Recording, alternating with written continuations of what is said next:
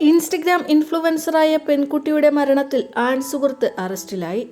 തിരുവനന്തപുരം നെടുമങ്ങാട് സ്വദേശി ബിനോയിയാണ് അറസ്റ്റിലായത്.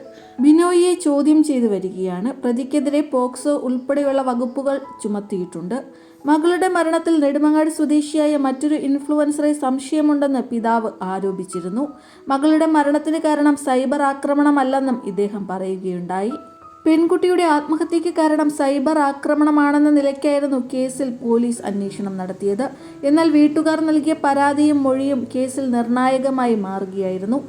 ഇൻസ്റ്റഗ്രാമിൽ സജീവമായ മറ്റൊരു യുവാവുമായുള്ള സൗഹൃദം ഉപേക്ഷിച്ചതിന് പിന്നാലെയായിരുന്നു സമൂഹമാധ്യമങ്ങളിലെ ആക്രമണമെന്നായിരുന്നു സുഹൃത്തുക്കൾ അടക്കമുള്ളവരുടെ ആരോപണം. പെൺകുട്ടിയുടെ ആത്മഹത്യാക്കുറിപ്പിലും കാര്യമായി ഒന്നും പറഞ്ഞിരുന്നില്ല. ആൺസുഹൃത്ത് പതിവായി വീട്ടിൽ വരാറുണ്ടായിരുന്നുവെന്നും ഇയാളുടെ മറ്റ് ചില ബന്ധങ്ങൾ ആദിത്യയെ വിഷമിപ്പിച്ചിരുന്നുവെന്നും പിതാവ് പറയുന്നു. ബിനോയ് ചതിച്ചതിന്റെ മനോവിഷമത്തിലായിരുന്നു ആദിത്യ എന്നാണ് കുടുംബം ആരോപിക്കുന്നത്.